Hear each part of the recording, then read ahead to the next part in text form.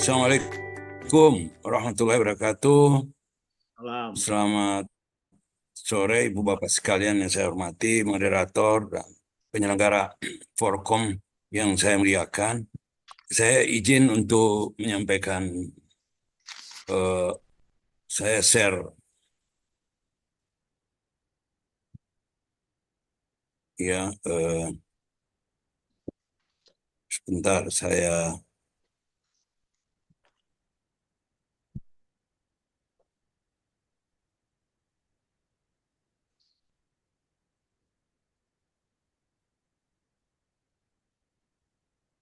Ya Ibu Bapak sekalian, eh, ya mudah-mudahan saya tidak ada kesulitan mengoperasionalkan eh, slide ini. Saya seperti yang diminta atau yang disepakati bersama dengan panitia, kebohongan publik dan premanisme birokrasi. Ibu Bapak sekalian, dalam kasus yang terjadi ini, kasus yang terjadi di Semarang sebetulnya sangat kita sayangkan. Kasus ini sebetulnya walaupun modelnya berbeda, modusnya juga berbeda, tapi hampir mirip dengan yang dilakukan pada eh, UNER. Cuma UNER-nya kan dekannya langsung ditembak. Kalau ini kan penembakannya tidak langsung kepada dekan. Walaupun pada akhirnya dekan juga ditembak. Jadi Bapak sekalian, sebetulnya yang agak penting karena saya melihatnya dari sudut pandang hukum saja. Atau ya sudut pandang hukum tapi dengan sedikit tambahan karena saya pernah atau saya dokter. Jadi saya punya juga visi melihatnya dari dua sudut pandang keilmuan ini. Jadi ada kebohongan publik yang terus-menerus dilakukan. Terus-menerus dilakukan. Saya mencatat itu ada minimal empat, tapi mungkin sampai lima. Kebohongan publik yang dilakukan secara sistematis, terencana, dan berkesinambungan. Nah, kebohongan publik yang dilakukan oleh seorang menteri kesehatan dan aparat di jajaran di bawahnya, itulah yang saya sebut sebagai premanisme birokrasi. Premanisme birokrasi ini, saudara, tidak hanya terjadi di Kementerian Kesehatan, tapi juga terjadi di banyak tempat. Di Amerika juga pernah terjadi. Ada beberapa case. Tapi kita tidak mau lebar-lebarkan. Saya mau bicara adalah premanisme birokrasi yang terjadi di Kementerian Kesehatan dengan kasus FK Undip. Ibu Bapak sekalian, saya ingin memperlihatkan pada Ibu Bapak sekalian Undang-Undang Nomor 12 Tahun 2012 tentang Pendidikan Nasional. Pada pasal 33 sangat jelas disebutkan bahwa program pendidikan dilaksanakan, ini menyangkut program studi. Di atasnya itu disebut program studi. Jadi mulai pasal 33 ini program studi. Ayat 1 menyebutkan program pendidikan itu dilaksanakan melalui program studi Bapak sekalian. Jadi fakultas itu mengkoordinasikan beberapa program studi. Nah, program ayat 3 menyebutkan bahwa program studi diselenggarakan atas izin menteri setelah memenuhi persyaratan minimum akreditasi.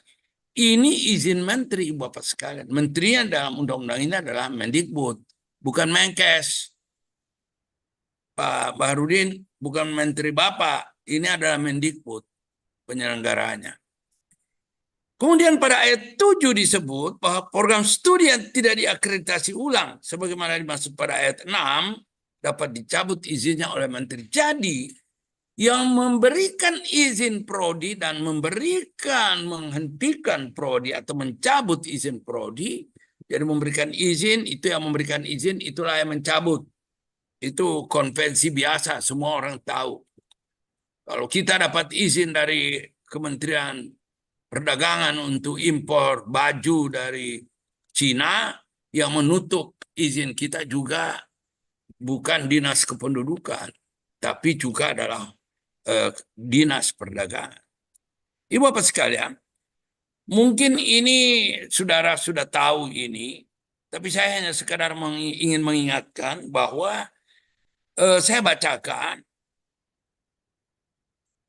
sehubungan kepada Direktur Utama RSUP Dr. Karyadi Semarang, sehubungan dengan dugaan terjadinya perundungan di program studi anestesi Universitas Diponegoro yang ada di rumah saya Karyadi, yang menyebabkan terjadinya bunuh diri pada salah satu peserta didik program studi anestesi Undip, maka disampaikan kepada saudara untuk menghentikan sementara program studi anestesi di RSUP Dr. Karyadi sampai dengan dilakukannya investigasi dan langkah-langkah yang dapat dipertanggungjawabkan oleh jajaran direksi rumah sakit dan FK Undip.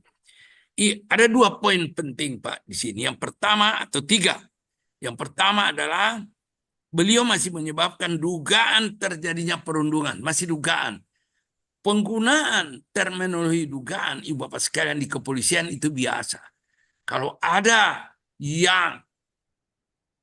perkara pidana, ada perbuatan pidana yang alat buktinya belum cukup, atau hanya memberikan sebuah bukti permulaan yang belum cukup, saya ulangi, kalau bukti permulaan itu belum cukup, maka itu disebut dengan, selalu itu sudah konvensi walaupun tidak disebutkan, tidak ada perkap yang mengatur, peraturan Kapolri yang mengatur tentang penggunaan kata dugaan. Tapi biasanya itu sudah biasa digunakan. Kalau ada kata dugaan, biasanya itu alat bukti belum cukup. Di sini beliau ada pengakuan itu bahwa alat bukti belum cukup. Sehubungan dengan dugaan terjadinya perundungan di program studi anestesi dan sebagainya. Yang di sini dia bukan lagi dugaan. Kalimatnya adalah yang menyebabkan terjadinya bunuh diri. Saudara, yang menyebabkan terjadinya bunuh diri, mudah sekali beliau mengatakan bahwa dugaan perundungan itulah menyebabkan bunuh diri. Dari mana dia tahu itu? Ini surat formal Dirjen. Dan ini Ibu Bapak sekalian, saya akan sampaikan nanti bahwa ini surat formal, tolong diperiksa, diperhatikan baik-baik, ada nomornya, ada stempel. Surat ini sangat jelas. Pak Beni, Anda kan dokter paling cemerlang, dokter ilmu hukum paling cemerlang. Tolong Anda lihat baik-baik. Ini sebetulnya sudah pemenuhan terhadap alat bukti surat dokumen. Pasal 184 KUHP itu ada 5 alat bukti. 2 dari 5 itu terpenuhi, seorang bisa jadikan tersangka. Sekarang sudah ada 1 alat bukti surat dokumen. Dia menuduh bunuh diri. Jadi ini sudah 1 alat bukti. Ibu Bapak sekalian, saya lanjut. Di sini beliau mengatakan juga, tadi 2 sebetulnya yang penting, tapi boleh juga 3. Beliau menyebutkan bahwa menghentikan sementara program studi anestesi, program studi yang dihentikan itu di RSUP. Jadi program studi besarnya, pohonnya, dia sadar bahwa itu bukan wilayah dia. Harusnya bahasanya, kalau dia bebas tuntutan, untuk membebaskan diri dari tuntutan, dia mengatakan bahwa menghentikan proses belajar mengajar di RSUP Dr. Karyadi. Bukan menghentikan. Kata-kata menghentikan ini, dia menyebutkan di sini, menghentikan sementara program studi anestesi di RSUP. Ini kalimat bersayap. Nanti biarlah kepolisian akan minta pendapat dari ahli bahasa. Tapi seperti inilah. Ini memang debatable. Tapi sangat kuat dia menghentikan program studi. Seharusnya program studi itu tidak boleh berhenti. Berhenti di situ, di rumah sakit itu boleh saja. Tapi program studinya jangan ikut. Ngapain mau ikut dia? Uang izin bukan dari dia. Ini kan kesombongan. Ini kan kecongkakan. Tadi sudah diterangkan bahwa perlu adanya kerjasama yang erat antara 2 pihak ini. Tapi ya, saya tidak mau mengatakan jauh. Saya hanya mengatakan bahwa surat ini sebetulnya tidak, selain tidak cerdas, surat ini juga tidak cermat. Saya lanjut. Ibu bapak sekalian, kalau ibu bapak lihat, kalau ibu bapak lihat, beliau dengan mudah mengatakan bunuh diri tadi sudah disebut. Menurut saya, keliru surat itu. Kenapa? Karena bunuh diri itu adalah kematian tidak wajar. Dan apalagi kalau ada dugaan bunuh diri, itu menjadi ranah kepolisian. Bukan ranah administrasi, birokrasi administrasi, jauh, bukan. Karena begini Bapak sekalian, bunuh diri itu banyak bunuh diri, tangan orang yang meninggal itu dipakai oleh orang lain untuk membunuh. Jadi sebetulnya pembunuhan, tapi dia pakai tangan orang itu untuk pura-pura gantung diri, apa dan sebagainya. Ada orang yang meninggal dibunuh dulu baru dibuang ke laut. Atau ada orang yang meninggal, dibunuh dulu baru digantung. Itu bisa dengan forensik medicine yang berkembang begitu jauh, bisa diketahui. Yang saya heran, dirjennya itu kok tidak tahu hal ini. Padahal dia dokter. Atau ada staf lain juga yang dokter juga tidak memberitahu. Lah, tapi ini memang kalau Allah mau membukakan eh, eh, eh, apa namanya, Allah mau buka itu aib, ini kan menunjukkan kebodohan sebetulnya. Kalau jadi aib itu kalau Allah mau buka itu banyak cara. Kita tidak bisa, tidak ada kekuatan yang bisa mencegah. Ini ranah Polri. Biasanya memberitahu itu bahwa ini bunuh diri atau ini diduga pembunuhan itu melalui sebuah proses sidik lidik, proses penyelidikan dan proses penyidikan. Tidak bisa begitu saja Kapolsek datang terus bilang, oh ini ya bisa saja kalau tanda-tanda bunuh diri itu tidak ada. Tapi justru tanda pembunuhan yang kuat. Bisa saja Kapolsek langsung menyebutkan, ini dugaan pembunuhan. Kita akan lakukan pendalaman. Biasanya seperti itu bahasa polisi. Tidak secara serta-merta langsung bilang, oh ini bunuh diri. Apalagi dalam surat formal. Ibu bapak sekalian, bila diputuskan oleh yang bukan memiliki kewenangan, ini berbahaya. Inilah fitnah ibu bapak sekalian. Inilah fitnah. Ibu bapak sekalian, itu tentang bunuh diri. Tentang bunuh diri ini masuk unsurnya. Kenapa saya bilang masuk unsurnya? Karena tadi itu bunuh diri itu ditulis dalam surat. Dan surat ini menjadi alat bukti. Sebetulnya kalau ada yang mau menggugat, ini sudah masuk. Sudah masuk ini kalau ada yang mau menggugat. Satu alat bukti sudah masuk. Tinggal cari alat bukti saksi. Nah, saksi itu kemarin kita lihat saksi begitu banyak bermunculan. Sudah 2 alat bukti sebetulnya sudah masuk ini Pak Dirjen ini di dalam ranah pidana. Ibu bapak sekalian, sekarang tuduhan perundungan. Bagaimana perundungan dikaitkan dengan kematian? Itu juga pertanyaan besar ibu bapak sekalian. Jadi ada perundungan langsung dihubungkan dengan kematian. Memang ini di depan dia sebut ada dugaan perundungan. Tapi ketika dia menyebutkan dikaitkan dengan kematian, maka dia sudah menetapkan bahwa perundungan itu menyebabkan kematian. Padahal ada banyak sekali kemungkinan yang bisa terjadi. Banyak kemungkinan. Kita juga tidak tahu apakah benar. Jangan-jangan ada pembunuhan juga. Kita belum tahu. Tapi kepolisian kan sudah mengatakan bahwa tidak ada bunuh diri. Berarti ada kemungkinan yang lain. Tapi kepolisian belum menyatakan.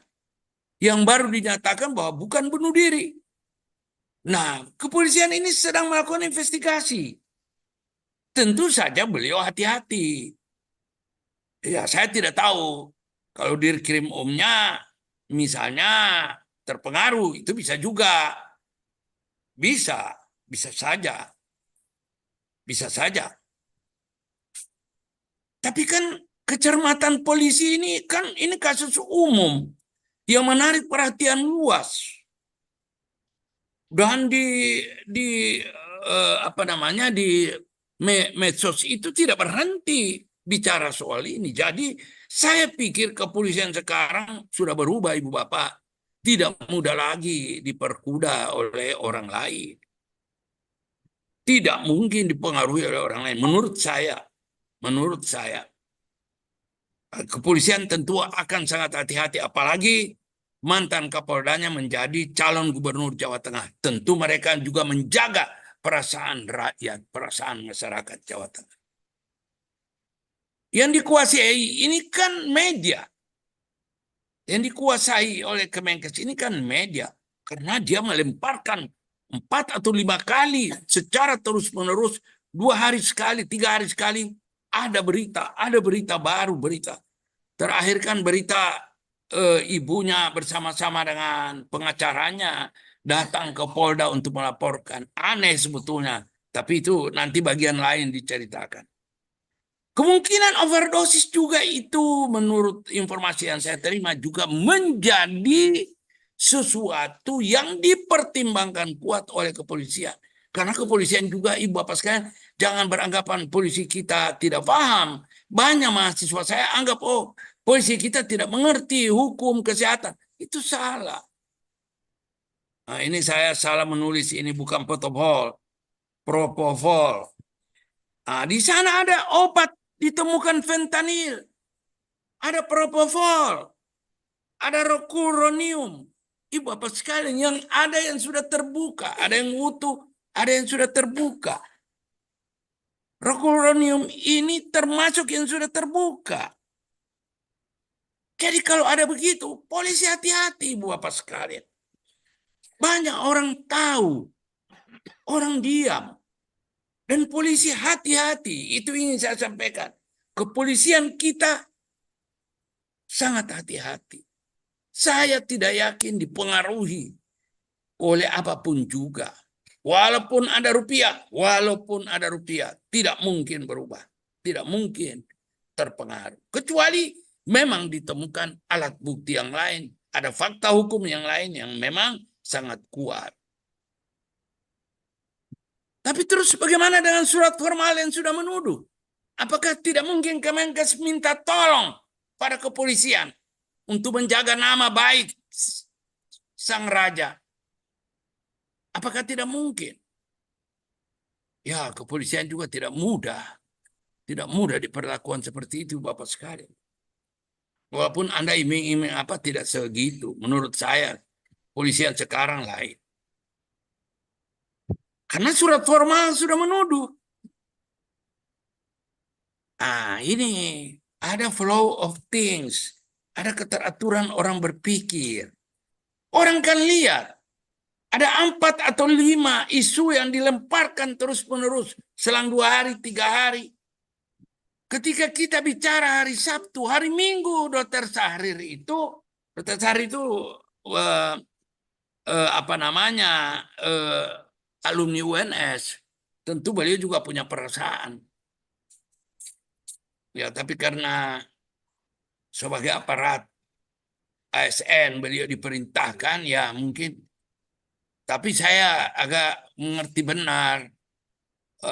Dr. Syahrir itu saya mengerti itu orang baik sebetulnya. Istrinya juga baik. Istrinya berdebar juga kalau Pak Syahrir itu bicara di TV itu. Berdebar-debar juga istrinya. Apa yang mau dibilang sama suami saya ini? Ya itu lazim, itu biasa. Tapi Bapak sekalian, flow of things yang ada tidak mudah merubah. Mulai dari menuduh bunuh diri, menuduh perundungan itu menjadi sebab bunuh diri. Itu kan harus, sebab akibat itu harus dibuktikan, Bapak sekalian. Tidak mungkin dengan surat, tidak mungkin dengan dari jauh dari Jakarta bisa tahu. Hanya sehari loh, kejadian tanggal 12, tanggal 14 surat sudah muncul. 13 ada Zoom. Gak bisa tahu dengan itu. Butuh sebuah proses panjang. Ibu Bapak sekalian, inilah yang saya bilang, ini yang saya sebut dengan menghalalkan cara pada birokrasi pemerintahan kita. Nah, keteraturan sebetulnya Bapak sekalian, jujur ini mau saya bilang, ini bahan pelajaran, ini bahan kuliah untuk mahasiswa saya. Tapi saya tidak bermaksud menjadikan Pak siapa ini rambut putih, jenggot putih ini menjadi mahasiswa. Tidak. Saya cuma bilang saya hanya mengambil saja dari bahan mahasiswa saya, Pak. Sebetulnya di negeri ini pejabat pemerintahan bukanlah orang kebal hukum, Ibu Bapak sekalian. Itu perlu kita ketahui bersama. Dalam rangka meningkatkan kualitas penyelenggaraan pemerintahan, sebetulnya menteri atau dirjen dalam menggunakan wewenang yang dimiliki itu harus mengacu pada asas-asas umum pemerintahan yang baik dan berdasarkan ketentuan peraturan perundangan. Itu isi daripada Undang-Undang Nomor 30 2014 tentang administrasi pemerintahan. Nah, kasus surat dirjen ini dinilai, saya sudah nanya kemana-mana. Saya nanya para ahli administrasi negara. Ini katanya Pak, kita sudah tahu banyak di MK, di MA, itu sudah banyak surat-surat yang dikeluarkan oleh berbagai pihak yang sebetulnya contoh buruk dalam penyelenggaraan administrasi pemerintahan. Di MK itu kan diputus, di MA diputus begitu banyak, termasuk yang pernah diajukan oleh ID mengenai keputusan menteri tentang apa namanya, tentang MKDKI. Itu juga sama, itu juga sama, itu juga sama. Premanisme birokrasi itu karena dia punya kekuasaan. Ibu Bapak sekalian, yang dimaksud dengan kekuasaan ini segenggam kekuasaan yang sifatnya temporary time, sangat sementara Pak Barudin. Bukan lama-lama itu Pak, periodik itu. Jadi itu saya juga heran, banyak pejabat yang sombong, yang congkaknya luar biasa, merasa karena punya kewenangan, punya kapasitas memindahkan orang, memerintah orang, mudah banget dia pecat orang dan sebagainya. Itu Ibu Bapak sekalian memprihatinkan. Nah Ibu Bapak sekalian, pernyataan pejabat Kemenkes dalam kasus meninggalnya mahasiswa PPDS Undip ini, berulang kali pejabat Kemenkes melakukan berbagai langkah yang cukup berbahaya karena sangat rawan digugat secara hukum. Tadi saya sudah sebut, paling tidak ada 4. Yang pertama menyatakan bunuh diri, yang kedua perundungan itu menyebabkan bunuh diri. Itu kan pernyataan tidak berdasar, tidak ada fakta hukum yang mendukung, tapi itu dinyatakan bahkan dalam surat. Kemudian ada isu-isu lain lagi yang dilempar. Ibu Bapak sekalian, isu ini dilempar langsung oleh menteri. Secara gamblang, almarhumah meninggal karena perundungan. Padahal tadi saya sudah sebut pejabat Polri belum menyatakan apapun juga tentang sebab kematian. Walaupun ada dugaan itu self injection dengan obat pelemas otot yang letal dosisnya itu sangat sempit atau sangat dekat dengan terapeutik dosis terapeutik. Nah, kemudian Ibu Bapak sekalian, ini lagi yang ketiga tadi saya belum sebut. Isu lain yang tiba-tiba muncul itu adalah isu almarhumah dipalak 40 juta rupiah. Hal ini disampaikan dengan terencana oleh juru bicara Kemenkes Dr. Sahril melalui media. Besoknya pada hari Minggu, tapi kemudian semua kawan almarhum menyatakan bahwa dana 40 juta rupiah itu adalah dana yang dikumpulkan dari 11 orang mahasiswa semester 1, di mana almarhum dalam organisasi angkatan ini atau angkatan atau apa disebutnya mereka ini. Semester 1 ini beliau itu almarhumah itu didapuk sebagai bendahara. Jadi dia mengumpulkan uang, catatan 40 juta itu bukanlah uang almarhum, tapi uang kawan-kawannya yang 11 orang termasuk almarhum. almarhumah. Ada dalam catatan. Itu diputar balik ibu bapak sekalian. Seolah-olah itulah uang dipalak. Uang dari almarhumah. Bahkan saya melakukan penelitian kecil-kecilan. Saya bicara dengan kawan-kawannya yang 11 orang ini. Tidak semua. Tapi sebagian dari 11 orang ini saya bicara. Itu mengatakan, Pak, jujur Pak. Tapi ini jangan Bapak bilang-bilang. Oh iya, saya tidak akan bilang-bilang. Ada bagian-bagian yang yang agak tidak enak untuk diucapkan. Tapi itu ada dan mereka punya catatan soal itu. Terkait 40 juta. Jadi 40 juta ini diputar balik Ibu Bapak sekalian. Ini adalah uang kumpulan angkatan itu. Apa angkatan atau apa namanya? Yang semester 1 ini. Bukan uang pribadi beliau. Jadi diputar balik. Itu yang saya nggak suka. Sebagai orang, apa namanya ya, sebagai orang yang pernah mengabdi secara luas, secara panjang di Kementerian Kesehatan dimulai dari daerah terpencil. Saya merasa itu tidak baik. Tidak baik dan akan menjadi contoh ke depan yang buruk juga. Kita tidak boleh meninggalkan contoh buruk. Ini berbohong. Ini berbohong Ibu Bapak sekalian. Nah, Ibu Bapak sekalian,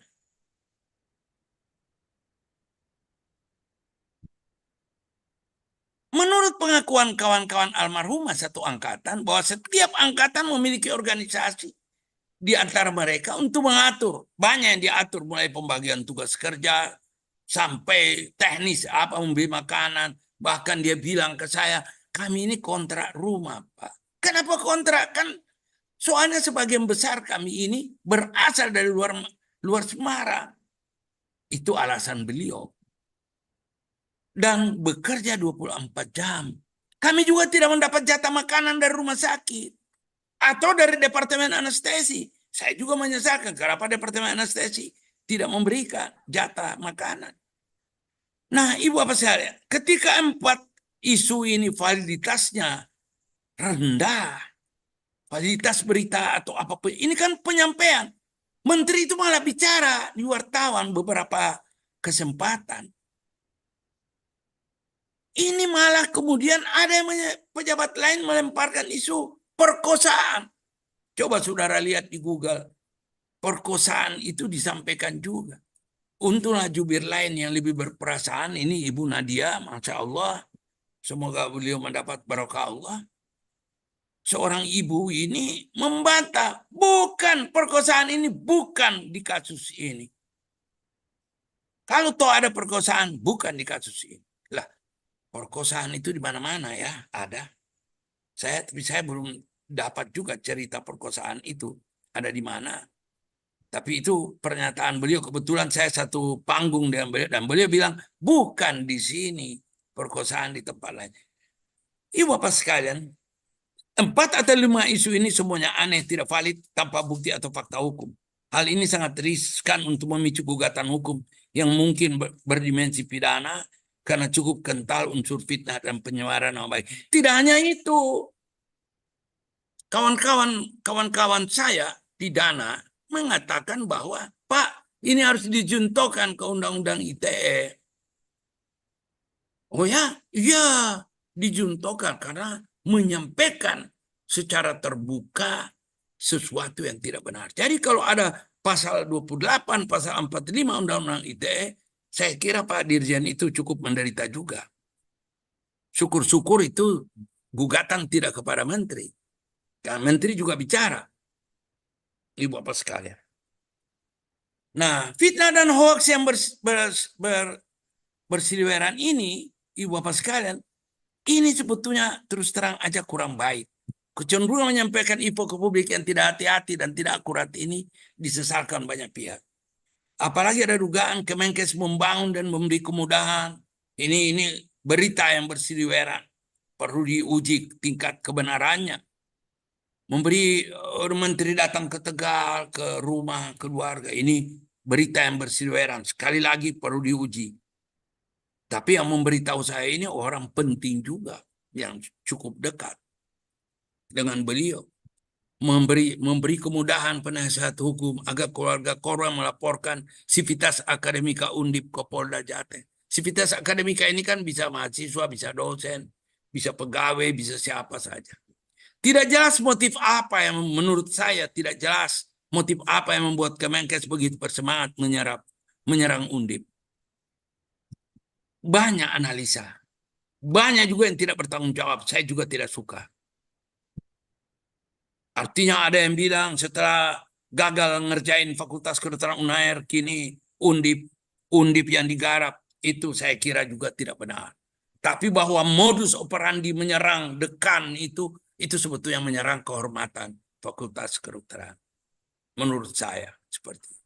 Karena begini Bapak sekalian, Kemenkes itu, Menteri Kesehatan itu punya kapasitas, punya kewenangan untuk mengatur. Beliau punya kewenangan mengatur. Kewenangan mengatur itu dengan undang-undang kementerian itu ada. Sebetulnya kalau hanya mau menyerang perundungan ini, menyerang apa namanya bullying ini, bisa. Menteri, apalagi kalau dua menteri itu bersatu, pasti itu bisa. Bisa. Nah, itu kita hargai, kita apresiasi kuat. Tapi melalui cara-cara yang tidak santun, tidak terhormat, dan berbohong seperti ini, itu menjadi tujuan menghalalkan cara itu menjadi apa namanya, menjadi sesuatu yang tidak baik.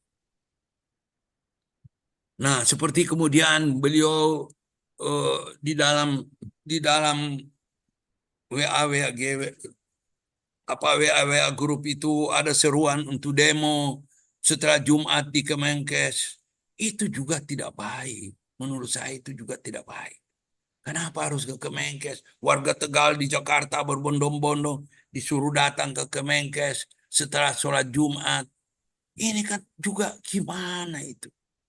Jelas sekali itu buzzer-buzzer itu dipakai untuk kurang bagus, Pak. Nah, ini tadi yang tadi disebut itu bahwa ini karena bukan dokter lah apa. Tapi saya kira bukan soal itu. Ini karena emosional saja. Ibu Bapak sekalian, perundungan dalam segala bentuk adalah musuh bersama yang harus diganyang rame-rame. Itu menurut saya. Harus. Sebagai regulator pemerintah itu sangat mudah untuk melakukan rangkaian aksi untuk menggerakkan semua pihak, mengganyang semua bentuk dan model bullying ini dalam pendidikan kedokteran. Itu harus kita dukung. Harus didukung. Namun juga saya ingin mengatakan bahwa Fakultas Kedokteran itu bukan musuh dari Menteri Kesehatan. Itu Pak Dirjen itu seperti bukan dari Fakultas Kedokteran ya. Artinya saya juga tidak ngerti, mungkin juga kualitas ya, mungkin kematangan juga menjadi dirjen. Kalau saya dengar itu memang ada proses-proses miring yang kita dengar, tapi itu tidak perlu kita persoalkan. Orang punya rezeki, orang punya garis tangan menjadi dirjen dan mungkin juga jadi menteri itu silahkan. Tetapi merusak tatanan itu menjadi persoalan bagi kita semua. Ibu Bapak sekalian, cara-cara yang emosional, kurang santun, dan tidak bersahabat ini harus dirubah. Karena selain melanggar azas-azas umum pemerintahan yang baik, AUPB itu yang tadi saya maksud dalam Undang-Undang 30 2014, juga cara-cara seperti ini, dekatnya dilarang, kemudian eh, eh, melaporkan apa namanya, melaporkan ke polisi dan sebagainya, itu tidak baik. Itu menutup jalan kerjasama untuk mencapai tujuan pemerintah. Ibu Bapak sekalian. Kemudian apa yang harus dilakukan? Apa yang harus dilakukan? Menurut saya kita rame-rame segera menghentikan premanisme birokrasi di semua kementerian. Sebetulnya di kementerian lain juga ada, tapi tidak sebesar ini. Ini sangat vulgar. Kemudian gugat secara pidana dengan pasal fitnah dan pencemaran nama baik. Junto pasal-pasal ITE. Ini harus digugat, Ibu Bapak sekalian. Menurut saya harus digugat. Mungkin karena saya orang hukumnya, jadi pemikiran saya ini harus digugat. Ini orang-orang pada ribut ini, hampir tiap hari datang ke rumah saya, Pak, kita siap ini pengacara-pengacara ini bersatu sudah datang. Tapi saya pikir memang harus dipikirkan, harus bersatu. Memang sebetulnya ini ID ini sebetulnya harus turun. Ini saatnya, time to action. Harusnya ya. Ya untunglah ID ini ada Dokter Beni Satria dari Medan. Tapi ketuanya itu ada di mana? Ini ketuanya ini kan temannya Pak rambut putih, jenggot putih ini ada di mana? Dalam keadaan seperti ini harusnya turun, harusnya menggalang kebersamaan, harusnya. Tapi itu kan buktinya tidak tahu kemana. Mungkin persiapan menjadi menteri, mungkin. Ibu Bapak sekalian, saya kira itu yang bisa saya sampaikan. Terima kasih. Terima kasih. Kalau ada sesuatu kita bisa diskusikan, kenapa tidak? Terima kasih untuk saudara sekalian kesempatan dan waktunya.